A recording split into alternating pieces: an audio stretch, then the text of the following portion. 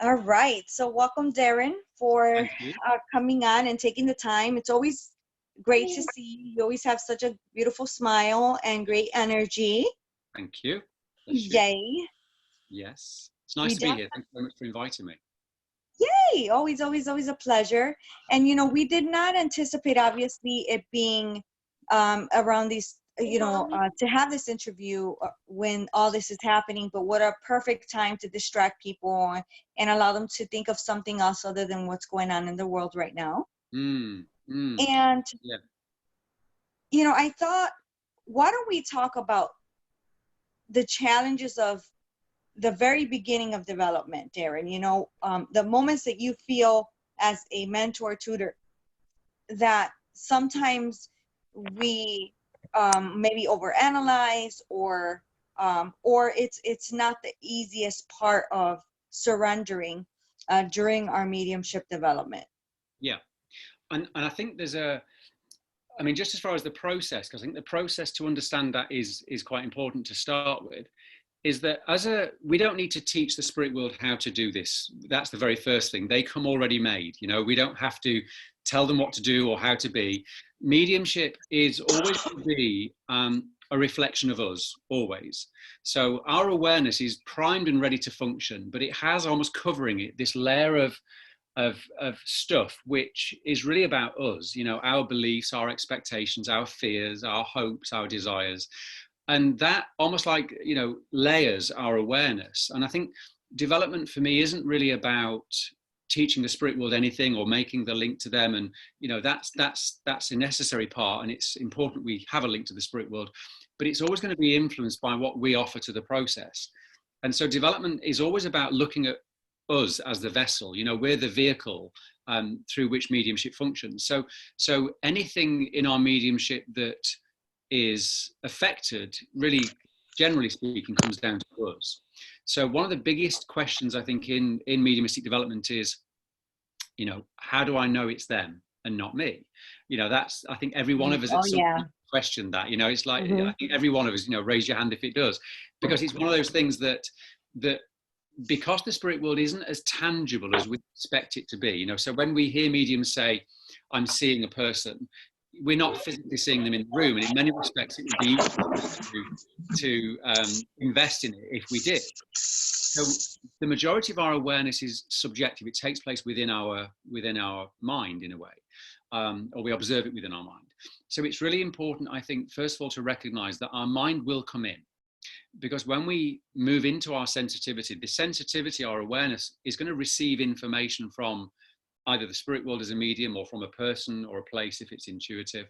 But what happens is, in that process of us moving into our awareness, our logical, rational mind, the part of us that's been keeping an eye on us all of our life and keeping us safe and watching what goes on and monitoring everything, it takes on a different role. So instead of it identifying with everything as a medium, it's really necessary that it moves out and moves out of that position of getting involved. So I always say it's a little bit like the mind moves onto the shelf. It observes the information your awareness is picking up. And one of the biggest challenges in mediumship for all of us, but certainly at the beginning, is learning to keep our mind on the shelf and stop it identifying, analyzing, judging, criticizing, getting involved in the mediumistic process. And I think every one of us can appreciate that it's always going to be, the challenge, how do I keep the mind out of it? Absolutely. Because this is how we've taught our whole life. We're kind of, we could say, learning to rethink in the moment of our mediumship in a way. Yeah. And I think development is really about unlearning. I think it's about unlearning those things. It's not about learning anything. The power is ready-made. The spirit world are always available. Our awareness is primed and ready to go. But as I say, it's covered by this layer of stuff, which is our stuff. And I think if we can unlearn some of that stuff, think differently, act differently, be differently, understand, learn things, then that layer that can interfere and does interfere starts to shrink, and it reduces its involvement. Oh, that makes sense. Just learning to trust. Because when they say, how do I know if it's me? or I'm receiving it? I mean, that's a tricky question, because if It it's is. claircognizance, right, we just feel we want to say, and it kind of just feels like part of you. Yeah, I think with our awareness of the spirit world, whenever we make a connection to the spirit world, there are always three ways we can identify the connection. There's always going to be a physical sensation which indicates their presence and their absence. There's always going to be an emotional response to that presence, and there's always going to be a change in how we think. So when we experience the presence of the spirit world, you know, we may feel changes in temperature. Some people feel hot, some people feel cold. There may be a sense of feeling bigger or smaller. There may be a sense of feeling lighter or heavier. There may be a sense of pressure or touch. So there can be physical sensations. And I'm very much of the mind that if we just have that and there's no emotional change, or that we don't think differently, then, you know, check for a draft, check for logical, earthy reasons why that might be. But usually when we're moving into our awareness and we connect to a power greater than us, which really is what we're talking about here, we will generally feel a shift within our emotional state. And we either feel more loved or more loving. That's the kind of the giveaway, really. We feel more as we move into that power. Now, as I said, back at the beginning, we talked about how the mind behaves. And so as we move into that power and we move into the power of our awareness, the logical mind starts to move into a different position. And so it starts to become the observer of the experience rather than the identifier or the creator of the experience. And so because of that, when we are in the power and we're connected and the presence of the spirit world is there, we don't have any real conscious thoughts going through our mind. It is literally like it comes through us rather than from us. And so we don't always remember the best clairvoyance or the best messages, the best communication we ever give. We don't always have a conscious memory of it because the conscious mind has moved out. Now, what does happen is that those other parts of our mind, that the subconscious and the unconscious parts, are closer to the surface. So we're not consciously involved in the process. We become more passive in the process. But in that state of mediumship where the subconscious mind is closer to the surface, everything's passing through that. Everything's, you know, being noticed, being recognized. And so in mediumship, we're not holding the information that we're getting through our awareness. We're just letting it come in and letting it come out. But because the subconscious mind is at the surface, when people tell us at the end of the demonstration, do you remember what you said? We generally don't, unless somebody triggers it. So the change in the psychological state is also one of the indicators of you know, our mind has moved in some way. So I would always look for all those three, the physical sensation, the emotional response, and the way the mind behaves are kind of signs to look for when we're talking about connection. Now, that will change. Sorry, put this down. Because, you know, you can drink it. We're all at home. I know. But I like to talk as well. Eat, drink. Shyness is not one of my things. I like it. No. So I think one of the things to realize as well is that at the beginning, those sensations, the physical, emotional, psychological changes, they're very tangible. You know, like, it's really, you feel ice cold, you feel really big, you know, you feel like you want to cry with the power, you know, so those sensations really can be quite tangible. And then there's something that happens as our trust builds and as our intuitive awareness of the other world starts to become more present. We start to recognize the signs of connection from a different perspective, so that they don't have to be tangible in the same way. They are still tangible, but it's more in an intuitive way rather than a physical way or a strong emotional way. Because many people say, you know, it's changed. I don't feel them like I used to feel them. I don't see them like I used to see them. And often that's not because they've changed or that you've particularly, you know, gone into a negative space. It is just that we're operating from a different perspective. Wow. That makes a lot of sense. Does that resonate with people? Yeah, that makes sense. Nodding. It makes sense. Now, do you believe that once that's established and you know that that change has taken place and we're in the power and that emotion, that the personality of a communicator, it would be different, of course, but would that matter in how strong they come to work with the medium? Does the personality of the communicator make a difference in how strong the exchange is, the link is when you're in that power. What is your opinion? It's an interesting question. I think that, we have to be very clear as mediums what our role is. And, Okay. part of that framework, because remember that the framework we've talked about defines the experience, and that framework's made up of lots of elements of us as well. So for some people, there is this belief that if you're a strong character in the spirit, if you're a strong person in life, then you're more likely to come through from the spirit world. I don't know that that's necessarily true for everybody. I think that there is this belief that we sometimes hold that certain people are more likely to come through, or it's more probability because of their character. I don't know if that's true. I think the communication is decided upon by the spirit world. I don't think that's our choice necessarily, but I think that in our framework that we create of expectation, then I think that we can inadvertently rule people out. So as an example, I've met people who have held the belief that as a medium, they can only talk to people who have died naturally. They don't communicate with people who've died through suicide, through accident, through, so, and the truth of their mediumship reflects that. So never do they in their communications deliver people who've passed in that way. So I think we have to look at what is the framework, what are we expecting the spirit world to step into, and what are we demanding that our awareness conform to? Because ultimately as a medium, I use this analogy that as a medium, we have to really work at putting ourselves into neutral, like the car, the analogy of the car, so that we can be moved by the spirit world in any direction they wish. Now, if we have our car set in first gear or set in a particular frame, then it's much more difficult for the spirit world to move us, because we're setting a boundary or a parameter or a limit on how we can be moved. So in this process of development, where we look at you as the vessel, you're the vessel of this experience. One of the things that I really think is important and I use in my work is, what are you offering? What do you believe about the spirit world? What do you think is possible? What do you think is not possible? And if one of the things that we hold as a belief is that loud people in the spirit world are going to always come through first and quiet people are not, then that becomes your experience. So I think it's very difficult to do a one size fits all for everybody, because just as wonderfully unique we all are, so be it in the other world. But I think what makes certain things more available to us is what we put into the experience. And that's where development really starts to take on a personal element, because each student is very different, because all of our lives are very different. We're all incredibly unique. And as a medium and a tutor, that's the bit that for me is not one size fits all.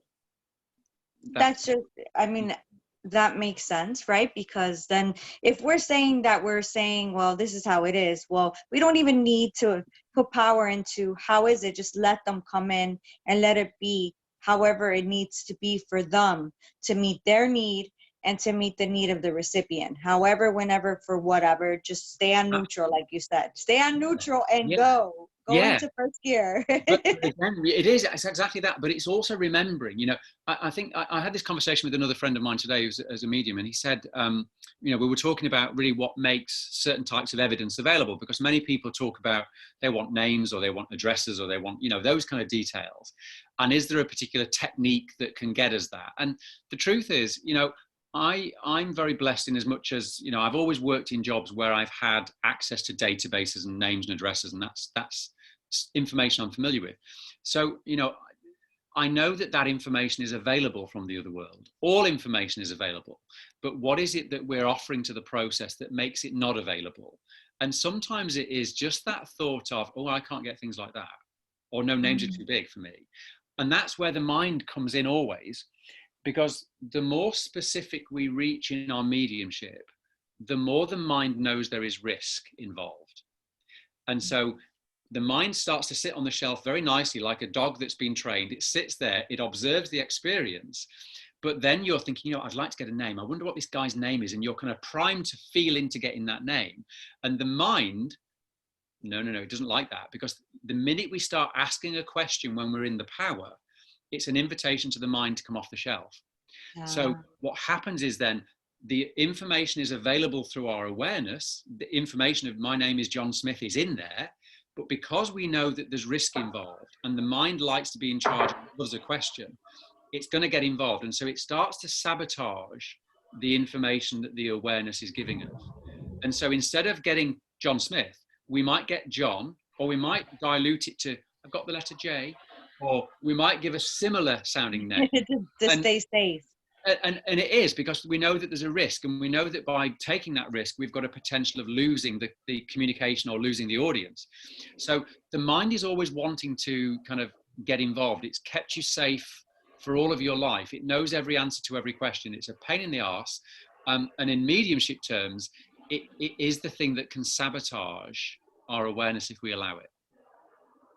Would you say that in one of another situation when students are developing is they'll snatch, so they'll get a soul and no one can take it, you know, when they're developing in a circle, and sometimes some students start to obviously build the power and have that stronger link and that exchange and that inpouring, that outpouring, but there's some students that, you know, the mind gets involved a great deal, and it takes a little bit more time for them to move away from that.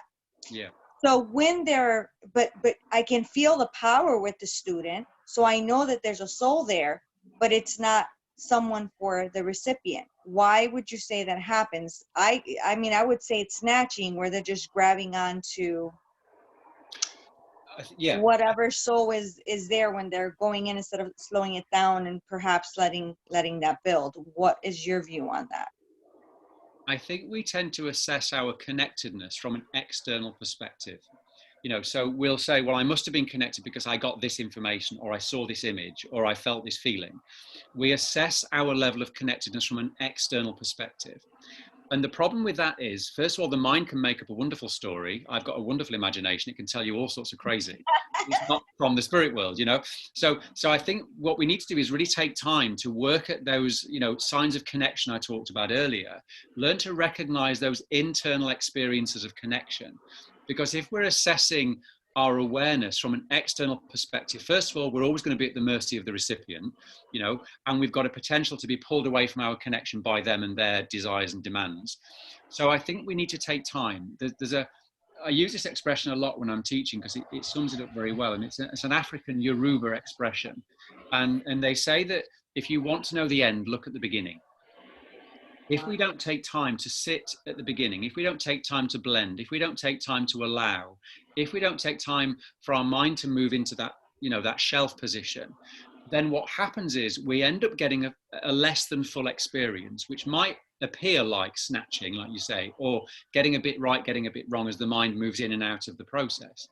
So taking time at the beginning to sit is really going to help. Now, roughly when we talk about, and I use the expression sitting in the power because we can't build the power is already built, but we can sit with building our awareness of the power.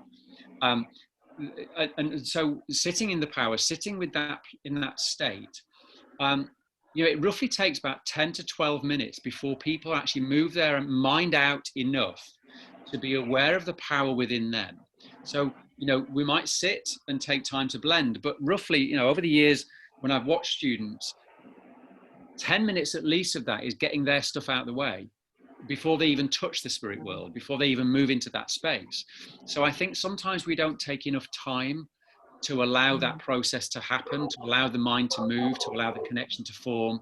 And I think that's the best thing that I can suggest really, is do the work at the beginning and don't feel pressured by the tutor, by your peers, by all the people around you to get on with it quickly, because that sometimes is an invitation to the mind to get involved.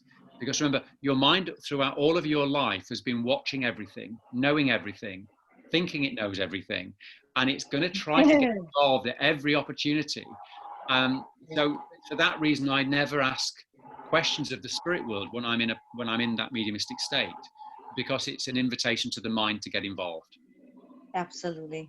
Wow. And also another thing I find with students is, would you say, in your opinion, that when development begins and you're more of a black and white, a person that thinks more left brain versus right brain, what do you feel that do you approach that student differently? So the left-right brain kind of thinking has been a theory that's been around within the spiritual and psychic arena for a long time, and it's always put forward in a very, if you're left brain, you're very logical, and if you're right brain, you're very intuitive. And actually, there's been studies done. I forget the name of the actual professor, but he did studies which suggested that it's not quite as black and white as that. That we use left side and right side on language, and one will convey meaning, and one will convey the factual element to it, and how we express language and how we express words. Both sides of the brain are involved in our thinking and our expression. But I think what you're saying is that if you are by nature a person that likes to analyze, if by nature you're a person that needs black and white before you can invest, regardless of what side of the brain that is, then I think surely that will make a difference. Now, when we make a connection as a medium, first of all, accept that your mind will want to come in. Accept that. The mind is not separate to you. It's a part of you. So it's going to come into the process. Just accept that. Don't beat yourself up about it. Don't go putting a crystal down your bra and thinking that's going to solve the problem. Well, your mind is going to come in. Just accept that reality before you even continue. A whale music is not going to help. Just accept it's going to come in. The other thing is we need to minimize the thinking. That's important. We've got to stop thinking when we're working in the mediumistic state. And a really wonderful way of doing that is to focus on the breath, because the breath is controlled by a part of the brain at the back called the medulla oblongata. It's a part of the brain that will continue to make you breathe, even if you're thinking you don't want to. So, we need to find a constant to keep the mind out, and the constant is breath. Breath, by focusing on it, will keep your mind on the shelf. Oh, that's beautiful. Wow. And the other wonderful thing about breath is it's linked to your consciousness. Your breath is linked to your consciousness. Literally, you think about the times in your life when you've been really anxious and really fearful. We have panic attacks when we're in that state. We go into a state of psychological arousal. So our breath is linked to our consciousness. If we can change the way we breathe, then we can change the way we think. And if we can change the way we think, then our mediumship and its awareness starts to become more real and tangible to us. So focusing on the breath will always keep the mind kind of at bay. And the other thing to accept is just as your awareness starts to receive the information, don't play with it. Don't be sitting thinking, well, what does that mean? And how do I know? And don't take ownership for it. It's not yours. Give it as soon as you get it. As soon as your awareness picks up information, give what you get. Because the longer you sit with it, the longer you analyze it, your mind is going to get involved, and then it starts to dissect and sabotage and damage the evidence. So those two things will help. Oh, wow. So when you say, so basically, like you said, go to the beginning and take it slow. I think I was one of those students that went really fast. I wanted to know everything. I wanted to have the answers. I was excited. I was excited. Yeah. And it feels like a high. You're on this mediumship high when you start to develop, and you want to understand everything and you want to know everything. And we make things so difficult for ourselves because we're thinking with that human mind. But this journey is everything we experience, everything that we encounter. Like you said, feel that shift, feel that change. Give yourself a chance to slow down and identify that and become aware of that. And also, use that as well. Use the earlier experience. When we talk about sitting in the power, what are we really doing? We're sitting with full conscious awareness that we are spirit, that we are love, that we are God. We're sitting in full conscious awarenessness of that. And at the time that our awareness got our attention, right at the very beginning when it all began for us, and I guarantee that, the minute that power presented itself into your consciousness, you became a different person from that day on. You're never going to be like you were back then, because the power is transformative. And one of the good ways to help us to reconnect with that power is to take our mind back and our memory back and our feeling back to when it first presented. When did you first feel and know the reality of the spirit world? When were you absolutely, without question, sure that it was real? Whether that was through your experience as a medium, or as a working medium, or as a trainee medium. Was it that you heard your mother's voice call to you when she passed away? Did you experience something in your dream? When were you given the evidence that the power in the spirit world was real? And it's sometimes helpful for us to go back in our mind when we sit to that point where the power was at its strongest. Because remember, it's a little bit like, it's like planting a seed under concrete. It will work so hard to get through that, to be seen. And, you know, think back at the times in our life, because our awareness generally presents, or it's usually preceded by a very highly emotional, sometimes traumatic, usually painful experience. You know, I mean, some of us are kind of, you know, born into the family of awareness and spiritualism, and it's very open, but most people's awareness is preceded by some kind of emotional trauma where there's been a huge focus on the emotional world, and that there's usually a pain associated with it. And so I think, you know, think back to, when did the power of the reality of the spirit world first touch your awareness? Because that's where the power was at its most tangible and palpable to you. There's a beautiful quote that it was from Rumi, and it said that the wound is where the light enters. Oh, I love him. I love his stuff. And there's something about our awareness becomes cracked open through some kind of trauma or, you know, dysfunction or pain or whatever it would have been. So I think take your awareness back to, when did you first know the power of the spirit, and sit with that, and you will then move back into that space of awareness. So that can be helpful, but again, these things involve the mind, so they're not always, you know, easy to sustain either. Sure, because a lot of students say, how come it's not the way it was in the beginning? After I started to develop, it almost felt like it faded away, like it hasn't been that very strong, loud experience that I had in the beginning. Yeah, and that's really normal, because we start to intuitively become more conscious of the spirit world. It's not in such a conscious, tangible way as it was, but as we learn to trust our awareness, trust our ability to move into it, and trust the presence of the spirit world, we don't need the bells and whistles so much. We just experience them in a different way. And it's funny, because I always say to people that I think that I was a better medium at the beginning than now. You were natural, it just flowed. But I think also, because as a tutor, I'm kind of having to have, you know, as I'm experiencing the spirit world, there's a part of me that's watching the process and knowing what's going on.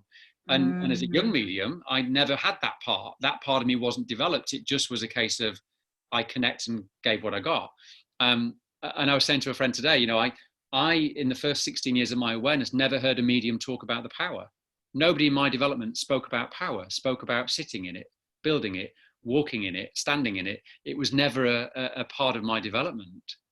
And yet my experience was that there was always a tangible sense of something bigger, that I was being held by, that I was being loved by, that I was being supported by. And also, so were the spirit communicators. They also were being held in that same space. So I was never given a name for that, but now I know that that's the power. That's beautiful. That's beautiful. And everybody develops in their own right. You know, some people think, oh, if I know I'm not formally trained, or I haven't took a class, I said, don't think you're any less than anybody that has. You're probably in better shape than, you know, because you're natural right now. You don't have all these limiting beliefs, and you're not overthinking. Exactly. There's not so much to unlearn. There's not so much to unlearn. Yeah, you're not having to unlearn things, you know. This guy's driving me to the end. Hold on one second. I know he probably. All right, sorry about that. Did you just put somebody off? Did you just disconnect them? I muted them. Did you just send them to the light, Lillian? Yes, they went to the light. Have a little bit of your drink.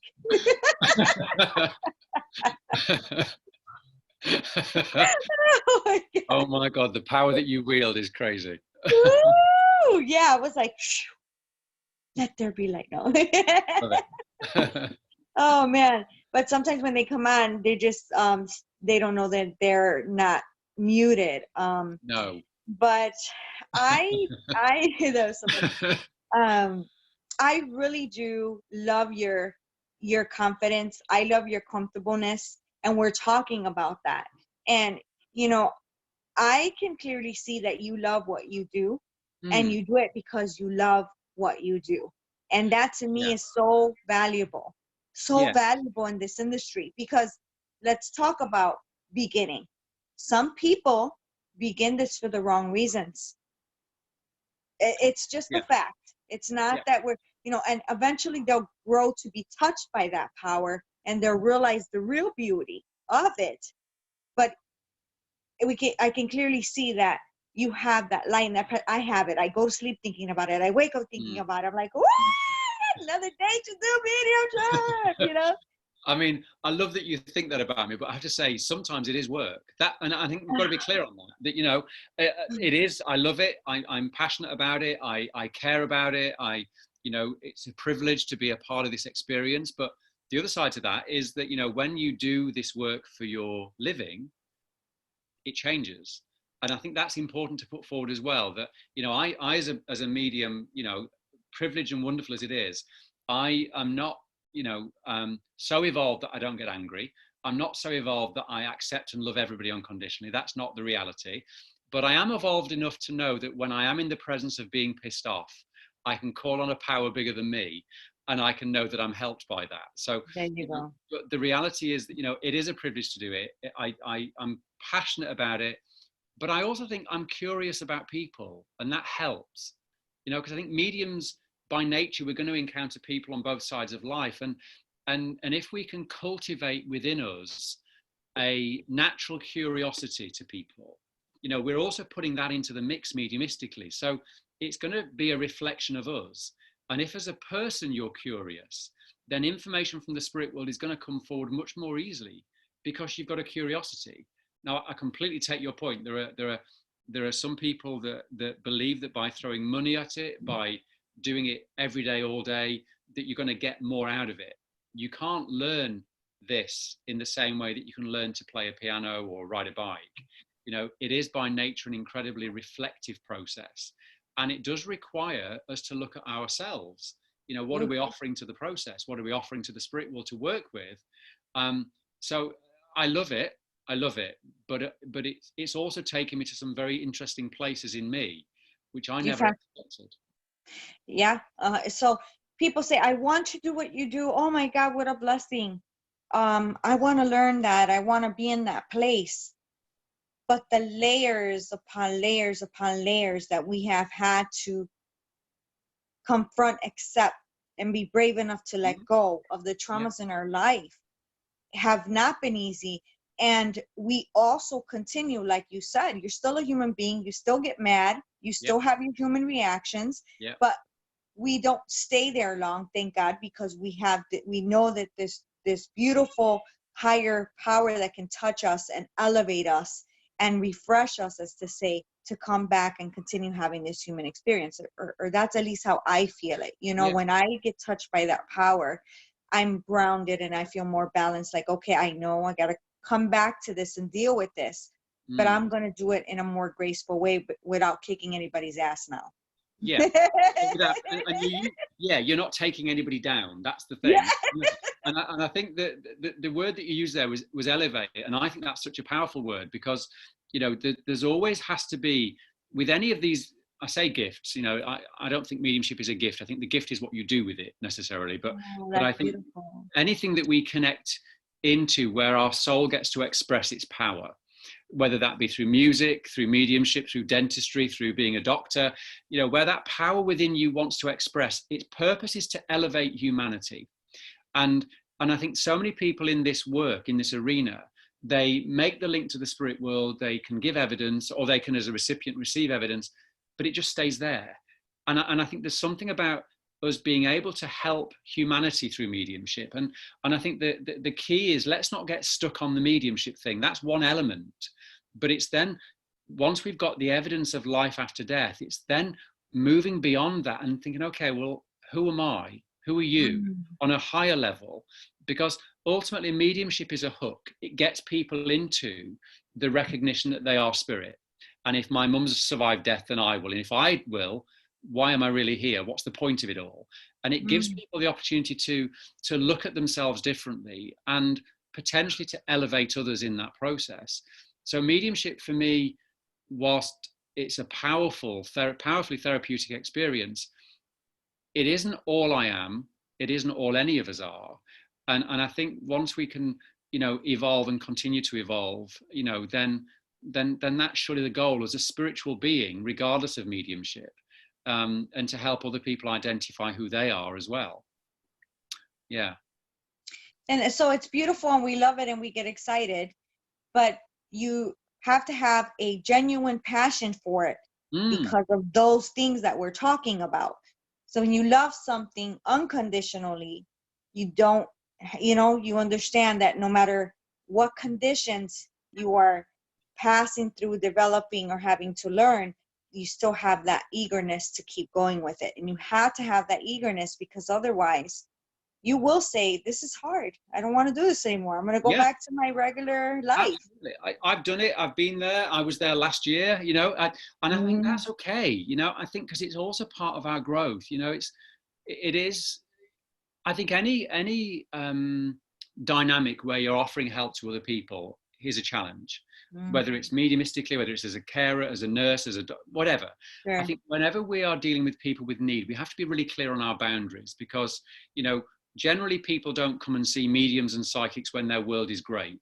Nobody has ever been to me for a reading and said, look at how wonderful my aura is. It's beautiful. Nobody does that. They come and see you because they've got a challenge, they've got grief, they've got pain, they've got something going on.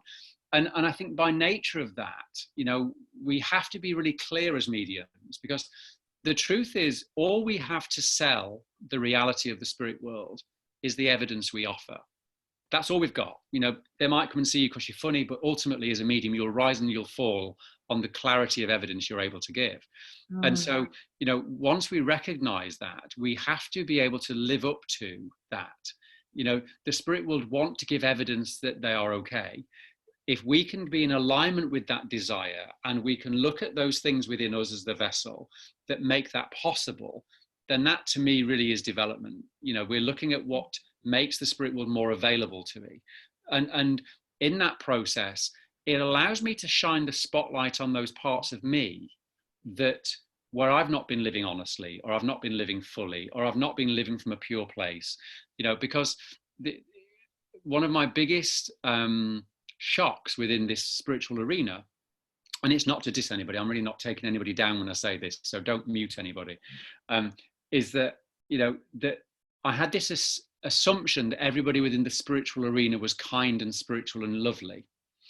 And I realized very soon into it that mediumship is a faculty that does not depend on who you are as a person.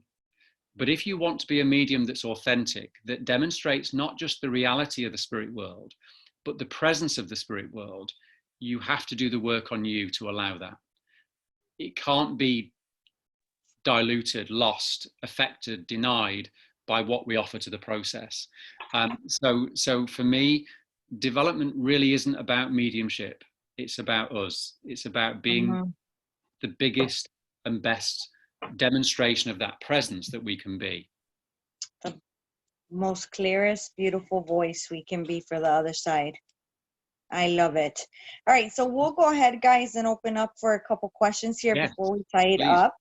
So I'm going to unmute everybody, but I asked if it's loud in the background to just stay muted until you have an opportunity to ask the question. You can tell me in chat if you would like, and then you can come off mute at that time. But I'm going to unmute everyone. And she can remove you. You've seen this happen already. So, just be mindful. You out in a minute. So you can say your name and ask your question, and Darren will answer. Okay, can I start? Yes. Okay, I'm Marky. I have two questions, if I may. The one, I had started to have the visions of the spirit world, which I was 9 years old. And at that time, it was kind of like a suspended time, and it was black and white only. But when I progressed, I have seen colored spirits.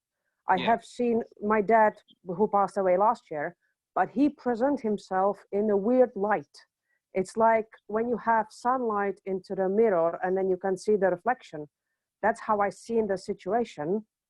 And I wanted to know if there is a reason why I have seen some spirits in black and white and some spirits colored.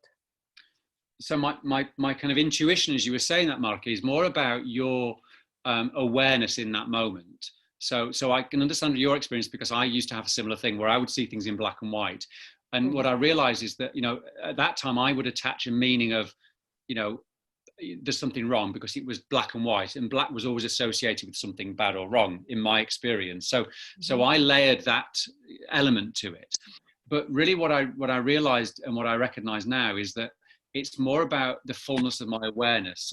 So maybe now what it's really about in color is the fact that you're offering more of your awareness to the process. So you're not getting, a lesser version, which is what you may have been getting before in black and white. So I think, the phenomena of our mediumship evolves as we do. So, as we grow and evolve, and if we put the work in and we're consistent and we keep sitting in our awareness and sitting to blend with the spirit world, then our experience of them will be more. And that was my kind of feeling when you said it, is that, you've progressed and you've become more aware.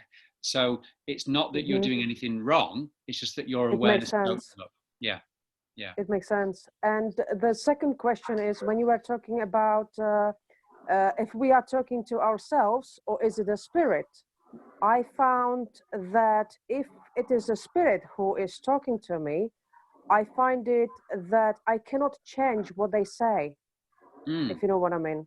It's there. If I can think of, I want to change the words, what they are saying, I can't. It's just there. And sometimes, the truth is as well, that sometimes when we start to speak the information, we know intuitively whether it's right or wrong.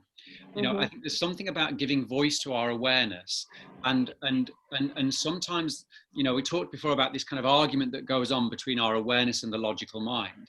The minute we let it out, the minute we voice it, we then know which part of us this comes from. Does it come from our mind?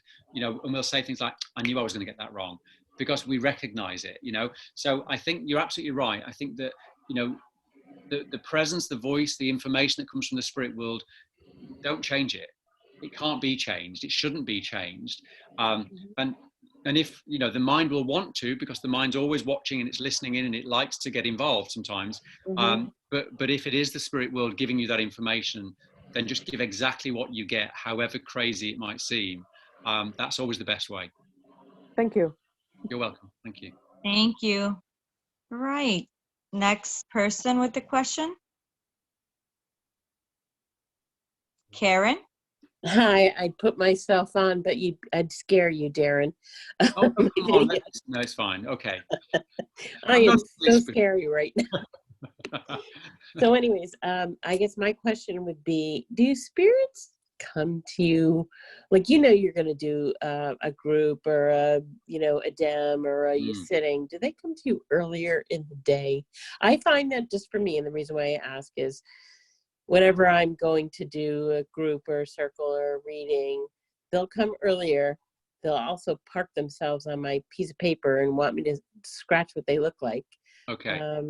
And I know that's about me being more open, I guess, a lot. And I'm fairly new. I'm only like a baby medium, a year into this.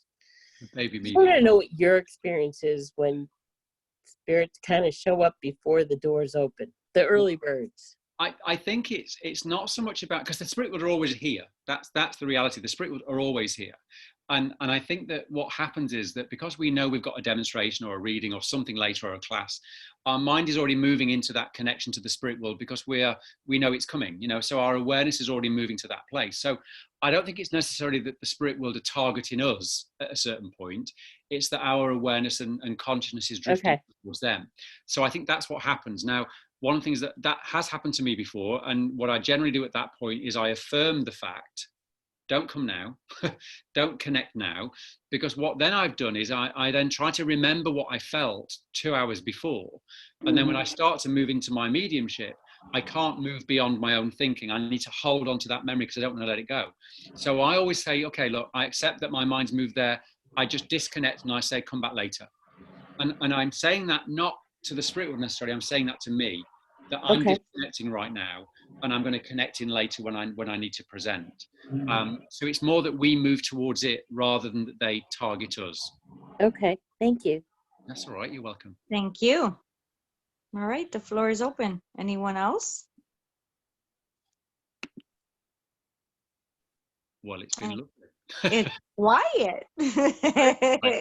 Oh, I could ask a lot more questions if you want. Please, I don't mind. Well, you were talking about sitting in the power, and how often do you say that you should sit in the power a week? Ideally, every day. Okay. Ideally, every day. And the reason for that, because there's lots, apart from the physiological benefits to sitting in that state of allowing, and the way that the body relaxes, there is if we're serious about our mediumship and we want to make the strongest connections that we can to the spirit world, and we want to improve our mediumship, and we want to have a clarity in our mediumship, it's really dependent on, first of all, is being able to make that connection happen, and for our mind to be able to sit on the shelf. Sitting in the power to allow the spirit world to hold you will make that process easier and more sustainable, because your mind, your awareness becomes familiar with the process of connection, and it becomes familiar with the process of allowing the spirit world to influence you. So in a way, we're sitting, I say passively, we're sitting to be held by the spirit world. And that process, when we come into active mediumship, such as doing a reading, doing a demonstration, that process is much easier for both us and the other world to blend with. So sitting every day is going to be the most beneficial. Now, again, I would say, whatever time you take to sit, be mindful that roughly 10 minutes is going to be about you getting out of the way. So if you sit for 20 minutes, you're only really going to sit to blend for 10, because by the time you've settled, your body's become comfortable, your mind's become settled, you've got rid of the stuff from the day. It's only then that you start to become more available to the spirit world. So some days I sit for 30 minutes, some days I sit for an hour. Some days, honestly, I don't sit at all. But I think when I... Can you describe what happens when you sit in the power and after you've gotten your mind out of the way? Yeah, so I feel the presence of the spirit world, and I feel that in one of the ways that I said before. There's either a physical sensation, there's certainly an emotional response, and for me, there's generally a sense of presence, as in like where somebody is. Now, I try not to focus specifically on one person when I'm connecting, just to sit and be held by the power, because I don't want to go into my mediumistic state. I want just to be held by the power and identify with that power, which really is love in its simplest form. That's what the power is. So I sit to be held by that power, and I honestly don't think anything. I just sit to be held by the presence, and it's a very difficult thing to put into words. I know that I feel more compassionate when I'm in that place. I feel more loving when I'm in that place. I feel more accepting of me when I'm in that place. I feel that there is a greaterness, a vastness beyond me. So it's difficult to put it into words. I think language is very limited as far as how it feels, and everybody will respond to it differently. Because it's something you experience. It is. Personally as well. Yeah. And I think as well, the other thing I've noticed is that, where I am in my mind that day, where I am in my heart that day, will influence my ability to be held by the spirit world or not. Just when we work mediumistically, there are times when we'll hear more than see, or we'll feel more than know, or there are times when we're not conscious of any sense, but we're just allowing the presence to move us. So I think it's always going to be different, but it's a good practice to adopt if we want to have a consistency in our mediumship. Okay. Yeah, so I would say at least half an hour every day if we can, but certainly no less than 20 minutes. Okay, thank you. That's all right, thank you. And when we're sitting in our power, sometimes we receive a thought and we're thinking, why am I thinking of that right now? I shouldn't be in my conscious mind. But in that power, in that love, you're releasing or facing something maybe that you need to let go. So don't resist it. I don't know, this is my experience when I'm being observant more now, Darren, and sitting in that power. I noticed in the beginning, I was like, go away. But I noticed that it was coming back, and I thought, wow, maybe I need to release it. So let me not resist it and let it. And I would become emotional. Yeah. Because again, obviously the way I saw it was, we're within that elevated state in the subconscious mind once we get there. And everything within there is everything that we have not allowed, or maybe shall I say the conscious mind has allowed to exist because they felt maybe at one point or another was too difficult for us to even process. So it's pushing it back. But when we go into that power and that place of love, we have the love and the unconditional state that we need to see it, feel it, and release it. Absolutely. And that's what the power also does. The power is very transformative. So it will seek out those parts of us as the vessel that require healing. And they have a chance to come up in our awareness, where before, our minds worked really hard at keeping them away. So I think you're absolutely right. That does go on. Well, and I realized that, I think more so because I was with Paul Jacobs for 8 days straight, and he had us doing the sitting in the power in the morning before we started class, and we were in it for like 20 minutes. And I normally, I'm a crazy lady. I'm, all over. I'll do it later. There's no routine with me, right? I get to it when I get to it. But there was a discipline that came with that, and I realized that I was a bit emotional. As the more that I sat in it, I was more emotional, and more things were coming to the surface. So it's so important, I guess, for us to also have that time and that power for ourselves, so that, like you said, we are our mediumship, and our mediumship is us. Well, so I kind of ask you because I'm studying with Mavis right now in her mentorship program, and she just says 2 times a week, and I really sort of haven't gotten the reason why, but I feel that when I sit in the power a little bit more, I am like I'm developing the ability to get there quicker when I sit in circles or do a sitting, or whatever it is. I think we've got to kind of steer away from this idea that it's always going to be the same for everybody. And although I've kind of offered my kind of suggestions, I also, by admission, have said I also don't sit every day. There are times I don't do it at all, and sometimes I do it for an hour at a time. And I think the important thing is that, the greatest teacher we'll ever have is our experience in every area of life. And I think if it feels right to you, and you get the experience that you want and the benefit that you want by sitting daily, then give that to yourself. But if you find that you're getting stressed doing it every day, and yet twice a day is better, then honor that. I think that, the way that the power wants to be expressed within you, and the way that your mediumship is evolving, there's an intelligence in that. And I think part of our development is learning to trust our intuition, which by nature is your intuition. You're learning. Right. Sense. So I think, there is no right or wrong necessarily. There's only what's appropriate to you. And as I said, that may change as things evolve. So, I can't speak for why Mavis says twice a week. I don't know that. And, but I would say, listen to, I always say, I've heard all of you say different things. So I was just wondering what what your reason is. I know that Paul Jacobs said something different, and, but all you guys that are so good say different things. But that's part of it. What Darren is saying is very individual, because you can have built up the power and the awareness to sit in it for an hour, and it's easy breezy lemon squeezy. But then you might be in the beginning sitting in the power, and you have so much that you need to let go yourself within yourself. So maybe a teacher might say, start off 2 days out of the week. And once you can recognize, experience, and understand it more, then, so it's what he's saying is very personal to you. So just listen to what feels right for you. Yeah. And I think judge the method by the outcome. Like I said, for the first 16 years of my own development, I never heard anybody talk about the power at all. Right.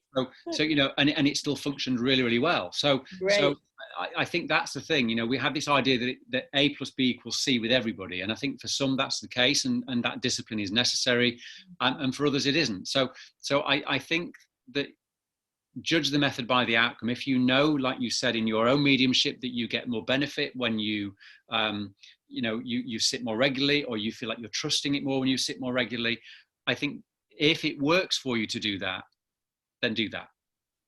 I think there's nothing worse than trying to force your awareness to conform to a framework that either you've set or somebody else has given you, and it doesn't work. I think. Well, it's just that when it's time to work, right? When it's time for you to be in front and be the one delivering the message, it's easier, in my opinion, if I've been doing it, to be able to, develop, kind of to get it going, and to get in that power so that I get to the spirit world and get the message and get the spirit that wants me to deliver the message. Yeah. But I think as well, taking it away from the power for a second, I wonder if, because one of the things that happens when we move into our awareness and the conscious mind moves out, what also moves out is fear. Remember, we're talking about the power being love. So when we sit in consciousness of love, there is no room for fear. So our mediumship, our mind will move out as we move into our awareness, best case scenario.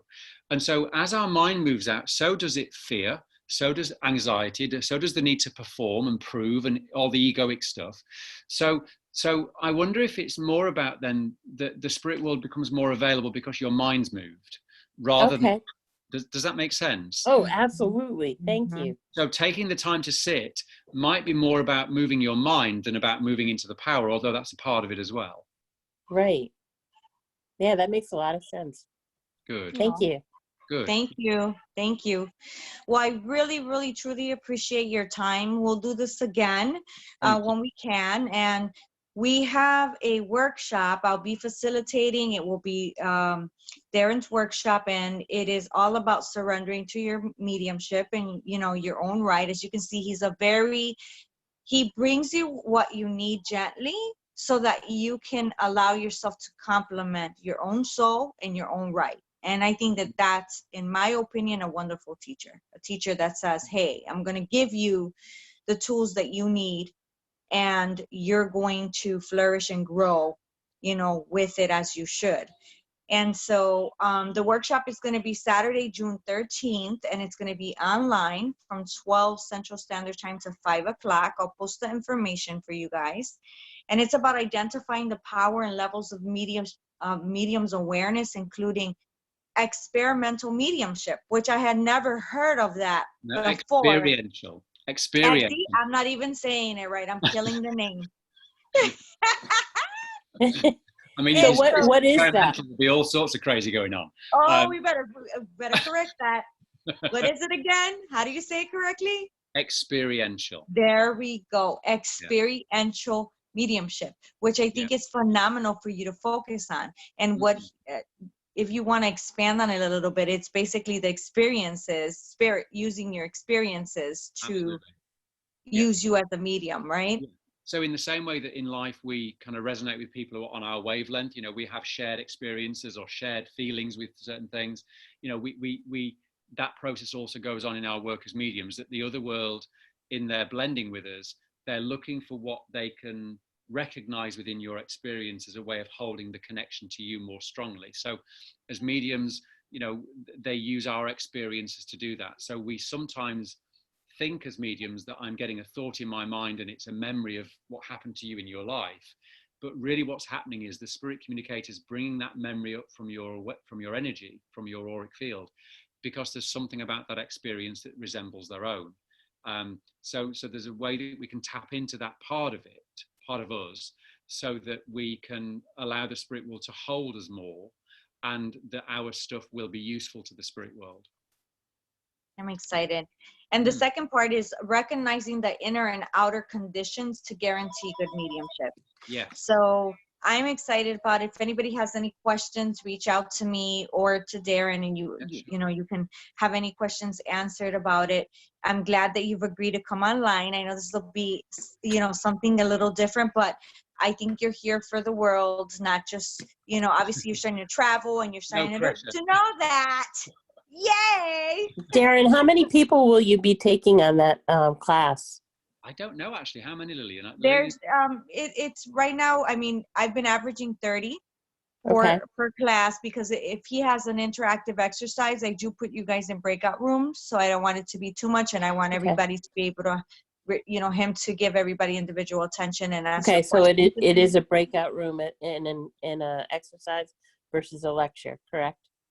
Yes. Yeah. No. Because I think for me, sorry, Lillian, just to interrupt you there for a sec.